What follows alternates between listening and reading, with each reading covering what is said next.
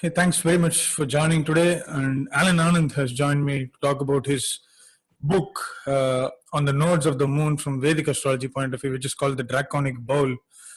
Thanks, Alan, for joining, and it's a pleasure having you. Likewise, thank you for having me. So this goes back at least like 8 or 9 months in time, and we should have probably done it earlier, but finally it has come to this far.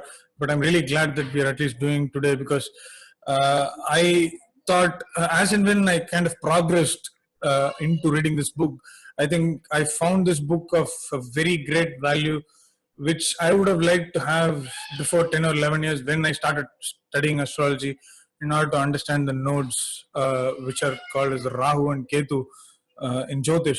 So thank you so much for bringing out such a significant work, because I don't remember any other modern day book that kind of delves so deep into the nodes of the moon, because you spend first half of the book talking about the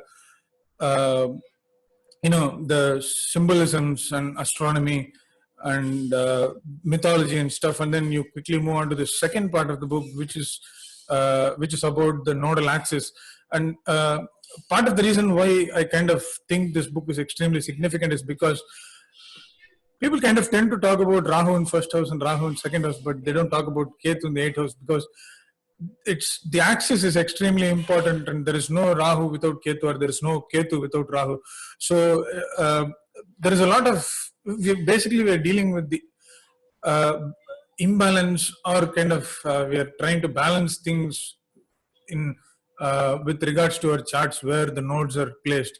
So I think the way you put the examples and how you dealt with when it comes to the nodal axis seems to be extremely necessary for a new student in astrology. So I think this is a great contribution, and thank you so much for doing it. Yeah. So I just want to quickly get into what kind of drove you to write this book. And I know you've been doing astrology for over 20 years, but finally you come out with a book on the nodes. So it will be interesting to know what kind of drove you to write a book on Rahu and Ketu, and especially the name, the Draconic Bowl. Okay, so there's a history to this that goes back to probably 2017, when I was writing several articles for my website at the time, navamsha.com, on various yogas. So I was looking at them from a kind of a statistical point of view, how often they occur, just to help people get an appreciation for how common or uncommon was, any given yoga. So I did a series of articles on this. And when I got to Kalasarpa, I didn't have a way to sort of mathematically calculate how often a Kalasarpa yoga would occur. So I started accumulating charts, and I went through all of my client files, like over 3,000 client files, and found among those, like, I forget the numbers now, let's say 400 Kalasarpas. And I started collecting Kalasarpa charts from famous people as well, too.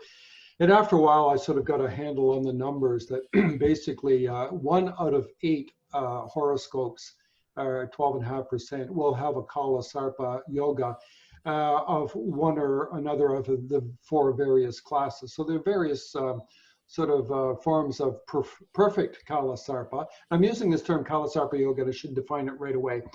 Basically, Kalasarpa yoga in Vedic astrology or Jyotish occurs when the Rahu-Ketu axis basically divides the chart in two. And at a glance, you can look at a chart and you can see if all of the planets, the visible planets, in Vedic astrology, if all of them are on one side of the chart, as defined by the Rahu-Ketu axis, then you have a Kalasarpa yoga. Now, there are various classes of perfection. Some people say, well, that Kalasarpa doesn't exist. It doesn't exist if a planet is in the same sign as Rahu or Ketu, or if it's just beyond the degree of the nodal axis. But actually, there are 4 different classes of perfection, which I go into in my books.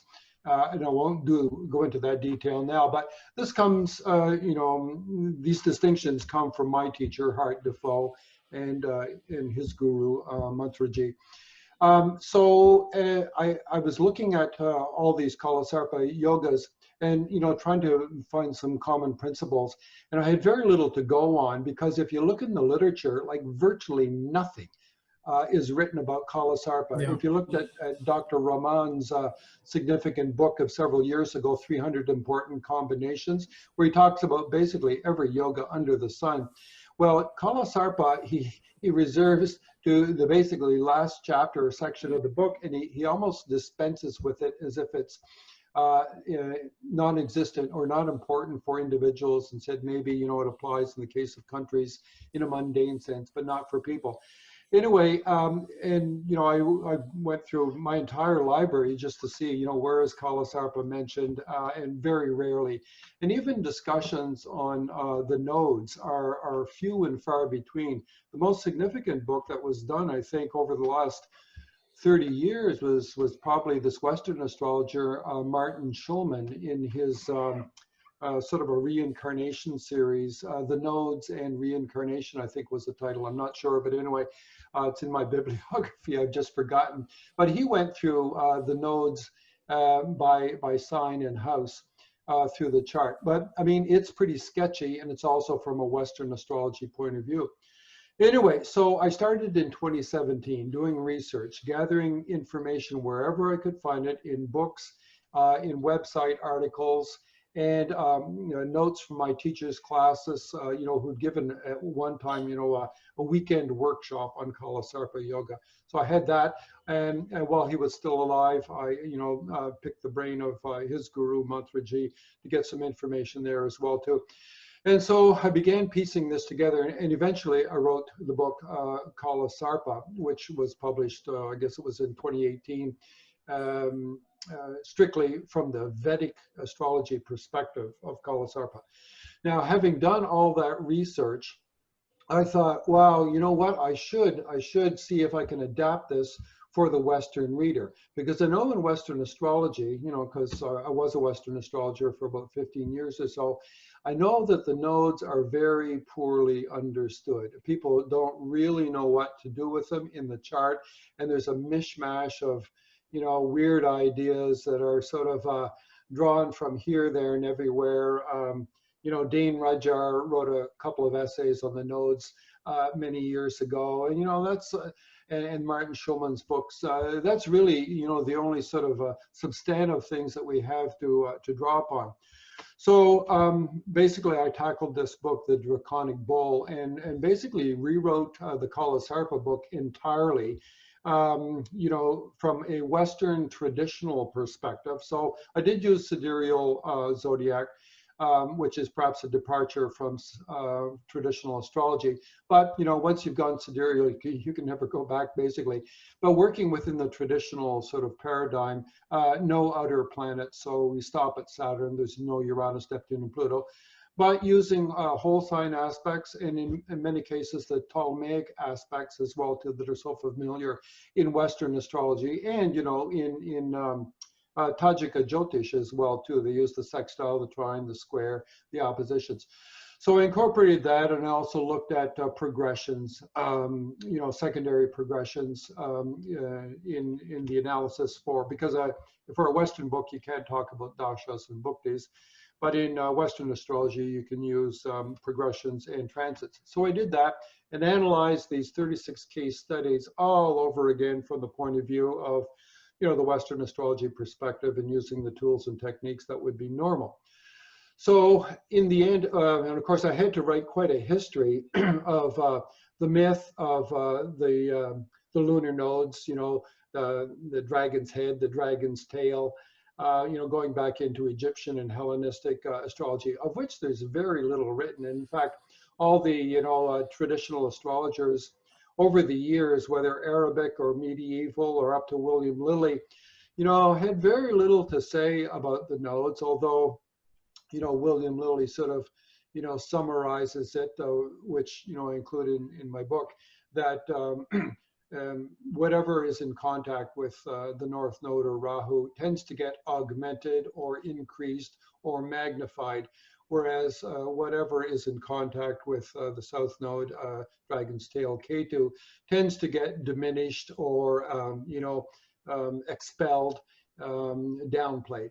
So those are the basic premises. And in it, as you say, the second half of my book is a lot of detail. Actually, it's more like the 2/3 of the book is dedicated to a detailed breakdown of what it means to have Rahu or Ketu in these two opposing houses. And you're right in saying that you can never deal with Rahu and Ketu as separate entities. They are of necessity a single axis with polar opposites. So I go through that in a great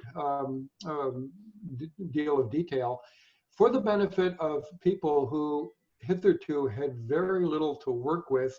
And I intended this book, both of these books actually, to be something that even if the chart under study was not a Kalasarpa yoga, nor a Draconic Bowl, I wanted people to be able to have access to this book so that even in the absence of those classic yogas or configurations, they could use it simply to delineate what would be possible with Rahu in the 1st and Ketu in the 7th, or Rahu in the 10th and Ketu in the 4th. And all the various, subject areas of life, whether it's personal relationships and sexuality, whether it's career, whether it's money matters, whether it's the basic psychology of the individual.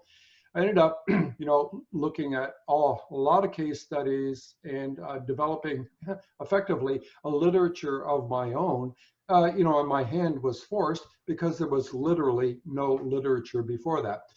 But I've, based it upon, sound principles, and some of this, is under the guidance of my teacher, and, had to further remove his own guru. So ultimately, the Draconic Bowl, which is the equivalent configuration of Kalasarpa, except in a Western context. Now that term, the Draconic Bowl, I want to explain it briefly. I mean, it's evocative because we have this term draconic, meaning dragon, and it implies the use of the nodes.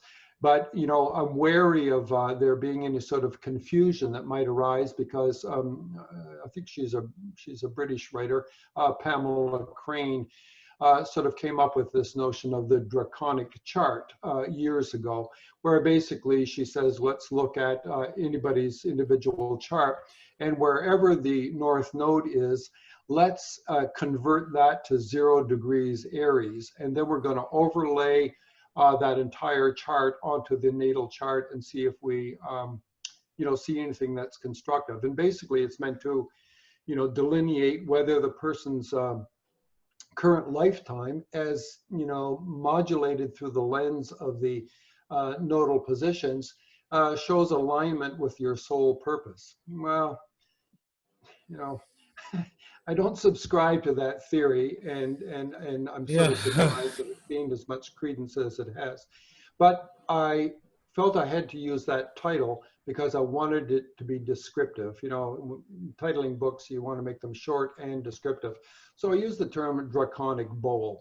So the bowl, I think, doesn't need too much explanation. Mark Edmund Jones, several years ago, wrote a book on, the planetary shapes, where he delineated many patterns in a Western astrological chart, whether the seesaw, the locomotive, the bowl, the bucket, etc. There's several of them. So the bowl is pretty clear, where, effectively you have all of the planets restricted to simply one half of the chart. So I just basically piggybacked on that and said, well, what if we take the nodal axis as the rim of that bowl, and therefore if we have charts where all of the planets are on one side or the other of that nodal axis, therein lies the Draconic Bowl. Now, in traditional astrology or Vedic astrology, you can find such configurations like about 12.5% of the time. If you go to Western astrology and start using Uranus, Neptune, and Pluto, Now you've got more planets out there, and the chances of all of them being on one side of that axis or the other really diminishes it, Yes. down to 3.5%. I call those the kind of super dragons because they're relatively rare. But I didn't want to write a book about super dragons and restrict it, to that 3.5%, because then it's of less utility or interest to general readership, and especially practicing astrologers who want to be able to, put the rubber to the road in terms of interpreting this. So in 2018, I basically worked on converting the Kalasarpa book into the Draconic Bowl book, and then published that in 2019. I'm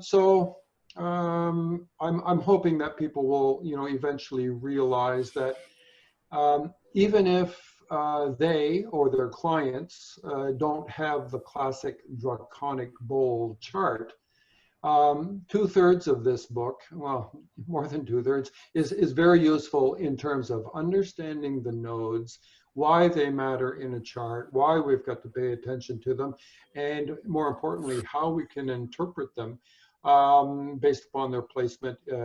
Not so much by sign. The sign becomes important because we look at the dispositors of the nodes, but it's the house orientation that is really the critical factor. I'll take a breather here. Okay, cool. I think you almost covered what we wanted to talk about the book in general. But as you said, I mean, there is no real literature from the classical texts as we talk about, and I mean, even though it's been talked about in Jyotish classics, but it's not as much as we would like to have today in terms of using the nodes. In the charts, but and also, like, I think I'm not sure if early Hellenistic astrologers mentioned about the nodes, but I think Persians made use of the nodes, and maybe they had access to some of the Indian texts, because nodes are part of the time lords in Persian systems, which is called as Firdaria. So they gave a little bit of importance to nodes in the medieval tradition, and later on I'm not sure where it went. So entire tradition, astrological tradition, was actually lost, and then it had to be revived basically in our times. So it's basically like we don't have much of material to talk about the nodes, and we just had to rely upon our practical experiences. So and that's one of the reasons why I think this book is important, because you have done the groundwork, and you've presented it to the people, and I hope most of them can find a lot of value from this. So moving on, should we just talk about Rahu and Ketu in general from Jyotish context? And what you have presented in this book. I mean, you have written a lot, and I mean, there are example charts after example charts after example charts, and it just doesn't end. So whenever you're looking at a chart, I kind of remember a chart that in which Kalasarpa is present, but Kalasarpa is not the only factor in terms of looking at the nodes. I mean, every chart has the nodes. So this book probably could give references to various placements, and whenever we want to kind of have an interpretation or a reference to an interpretation, I think this book can actually serve as a reference point as to if, let's say, a person has 3-9 axis, nodal axis with Rahu 3 and Ketu, whatever it may be. So we can just go on and look up to an example chart in the book and see what it really means, or at least you have a basic idea of what we can expect during a Rahu Dasha or Ketu Dasha or whatever it may be, or the dispositors Dasha. So that's where I think this book adds even more value. So I think it will make sense for us to kind of spend the next 15 or 20 minutes to talk about the nodes from Jyotish point of view, and kind of present an overall picture of how to interpret the nodes from a Jyotish classics point of view. Okay, so just a couple of comments there. Yeah, we know that the Greeks knew about the nodes because they actually had names for them, Anababazon and Katababazon Mm. for Rahu and Ketu respectively. And those words mean that which increases and that which decreases. And it's consistent with the notion that, Rahu expands and augments and magnifies, while K2 diminishes and deteriorates and wastes away. I mean, just to use descriptive words. So it's worth taking a moment just to quickly recap for those who aren't aware. What is Rahu and Ketu? What are the nodes? So basically, if you simply picture the sun at the center of our solar system, and the Earth revolves around it, and so that creates a plane, what we call the ecliptic plane. And around our Earth, the moon loops around it, and it cuts through that ecliptic. And when it cuts through that ecliptic, that plane between Earth and the sun, when it cuts through that plane, going into the northern hemisphere, that's called the North Node. And then 2 weeks later, as it loops around and dives south into the southern hemisphere, that's the South Node, or the descending node, as it's called as well, Rahu and Ketu.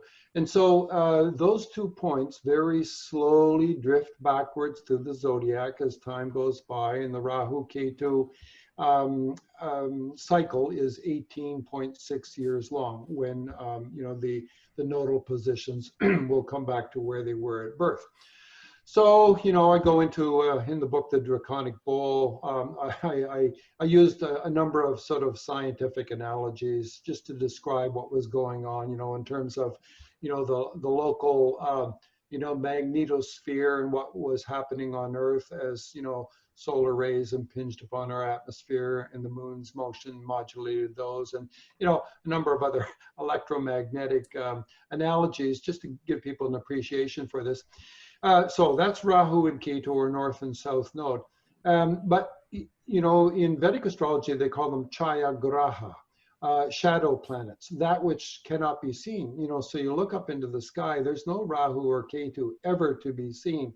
They're simply mathematical points in the orbit of the moon when it crosses the ecliptic.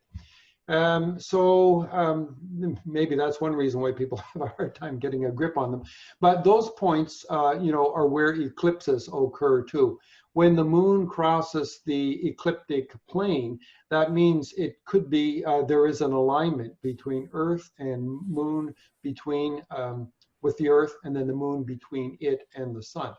Or vice versa, when the Earth comes between sun and moon, and you get a lunar eclipse.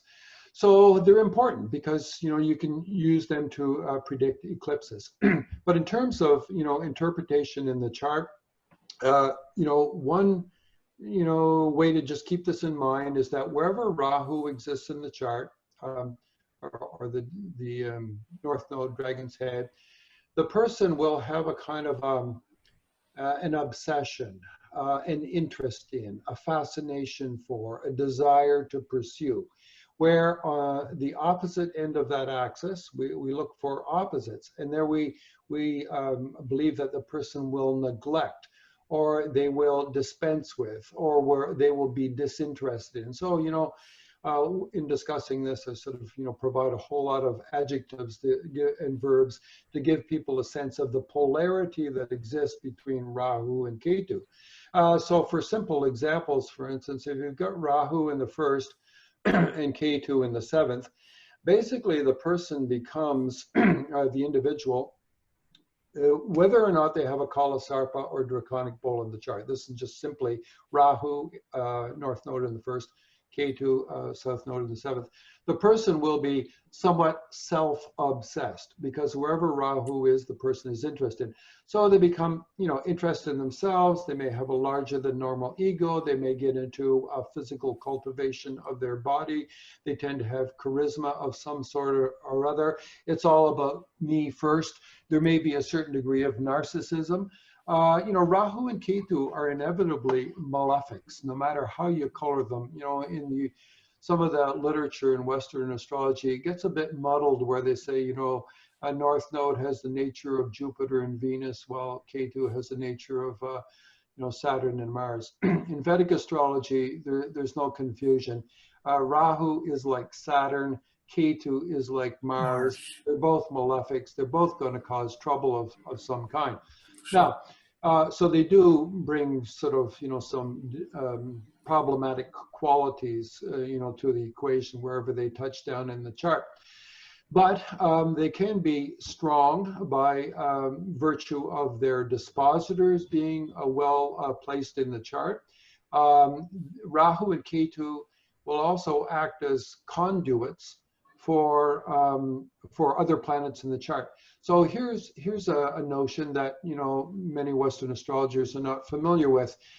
Rahu and Ketu are, because they are not real physical bodies with mass, you might think of them more as like ghosts that inhabit a house. Whereas all planets, the true planets, they have mass and they occupy space, and they actually have ownership over the signs in the way that landlords do. Rahu and Ketu don't own anything, and they kind of drift through the signs, inhabiting these places like ghosts. So that's one notion that we can use. The other is that, well, we continue with the ghost analogy a little bit. A ghost sort of picks up the vibes of the people that used to inhabit that place a long time ago. So they act as proxies of a sort. And then I want to switch analogies and say that when we use the term proxy, we can think of a lawyer or an agent who can actually represent anybody that will pay his fees. And so you can have a lawyer, a high-powered lawyer, who actually has many clients. And so whoever's got his phone number can engage his services. So in the chart, Rahu or Ketu can act as proxies and represent any planet at the minimum, at the very minimum, they will represent their sign dispositors. So if Rahu is in Aries and Ketu is in Libra, North and South Node, Aries and Libra respectively, then Mars will be the dispositor of Rahu, the North Node, and Venus will be the dispositor of Ketu, the South Node. So at a very minimum, Rahu and Ketu will represent those two. But in many another chart, if there is a planet in the same sign as Rahu or Ketu, when the contact is thus made, Rahu will also represent that planet or planets. You could have, you take a chart like Garth Brooks, who has got, he's born in the early 60s, and many people in that era have a massive stellium in Capricorn, I think it is in his case. So Garth Brooks has got Rahu in, I forgot now. I know the axis runs to 3 and 9. But anyway, he's got a massive stellium in the 9th house. I think there's like 5 or 6 planets. 1962. So sorry? Yeah, it was in 1962. Yeah, okay. So the node that occupies that sign will end up representing all of those planets. And that's why, in Vedic astrology, interpreting the results of a dasha or bhukti that involves a node can get very complicated because there could be many planets involved. In some cases, there are only the 2 planets. There's sometimes only the sign dispositors. But in other cases, any planet that associates with a node or aspects a node. So those are the lines of contact: dispositorship, association by sign, and aspect by sign, or by Ptolemaic aspect. So then if Rahu or Ketu is representing multiple clients, whom do we think will be most adequately represented? Well, it's the guy or gal with the client with the most money to put on the table, who will pay the highest fee. In other words, the strongest or more influential client. And just following that analogy for a moment, if we look in a chart and we say, well, Rahu could represent like 4 different planets. Of those 4, which do we think will most likely be represented? Well, you look at those 4 planets and you ask yourself, is this one strong, weak, or ordinary? And you're going to find that if there is a planet that is strong, then the chances of it being represented are greater than the planet that is simply weak or is weak or simply ordinary. So there's lots of discussion to be made in terms of creating a likely hierarchy of influence for Rahu or Ketu to act as proxies for other planets based upon those other planets' essential dignities. And that's a term we use, you know, both in Vedic astrology and in Western astrology. Although I've got to say, in Western astrology, you know, I don't know that many people really pay attention to that over much. I mean, yeah, people in traditional astrology too, they take note that a planet is, you know, in its own sign, it's exalted, it has directional strength. And in Vedic astrology, they will include notions of, retrogression, which, you know, the planet's closer to Earth than usual, therefore brighter, therefore more visible, therefore stronger, as opposed to in Western astrology, where they think that, you know, a retrograde planet is somehow dysfunctional. You know, that's a notion that needs to be looked at because it doesn't hold water. And then there's weaknesses, you know, combustion, for instance, is universally acknowledged as if you can't see the planet because it's too close to the sun, it's like it doesn't exist. And that's a form of weakness that exists in both astrologies. And then the notion of planetary war, which does exist in Vedic astrology, but not in Western astrology, is when two planets are so close that they're crowding each other's space within 1 degree of longitude in the zodiac. That is problematic as well too, and it's like two clients jockeying for access to the lawyer, and you know, maybe only one can be on the phone call at the time, and so, you know, there's ways of sort of sorting this out. So there's a lot of conditional considerations that have to be, you know, given thought to as we go through, untying and unraveling this complicated little knot of, meaning and interpretation in the chart. But to go back to the basic notion, Rahu, Ketu in the chart represent points of magnetic attraction and magnetic repulsion. There's two very easy terms that we can apply. Take the Rahu Ketu thing and flip it around.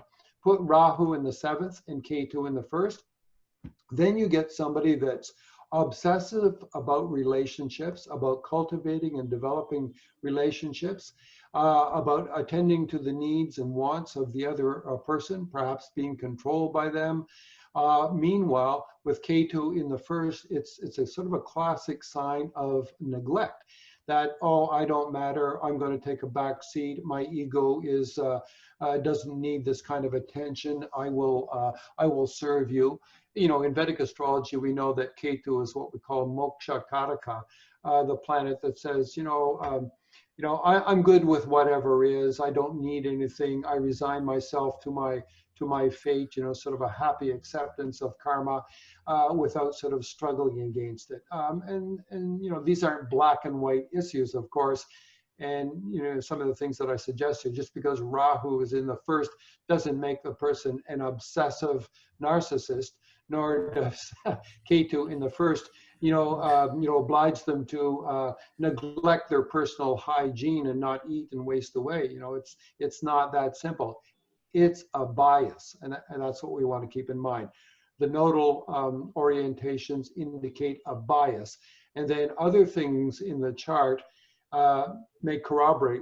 You know, like anything, any single factor in the chart is simply a notion. And, you know, there's the idea of the rule of 3. You know, just because you see Jupiter in the 5th house, don't get all excited that the person's going to have children or have many children or have wonderful children. Keep on looking. Where's the Lord of the 5th? What are the aspects to the Lord of the 5th? What are the aspects to the 5th house itself? The rule of 3 should prevail. You should see more than one suggestion of a certain thing to happen in the chart. And so I like to repeat that because people quickly forget, you know, that a single indicator doesn't suddenly make somebody wealthy or famous or whatever. You know, you need to see multiple indicators of this sort of thing in order to get what we call confluence or, you know, confidence in your own ability to predict things. That's very important with the nodes, especially because they're so nebulous. Okay. So I think that pretty much sums up. Otherwise, we'd be going through the whole book. So, cool. So, where can people order the book, and or where can people purchase the book from? Well, these days, Amazon seems to be the place to go. Well, certainly for a paper book, Amazon is the only place to go, print on demand modality. But for digital copies, you can get it from Amazon or any of the other major online retailers, the Apple iStore, Barnes and Noble, and a few others here in Canada, Kobo. Basically, just Google it and you'll find it. Okay. So navamsa.com is your personal website, and Yep. people can find out details about the book there as well. So I think that pretty much closes this session, and I hope to do such sessions with you on a reasonably regular basis. And thanks so much, Alan, for joining. It was a Great. pleasure. Thank you, Ashwin, for the time. Thanks. Okay, take care. Bye. Bye-bye.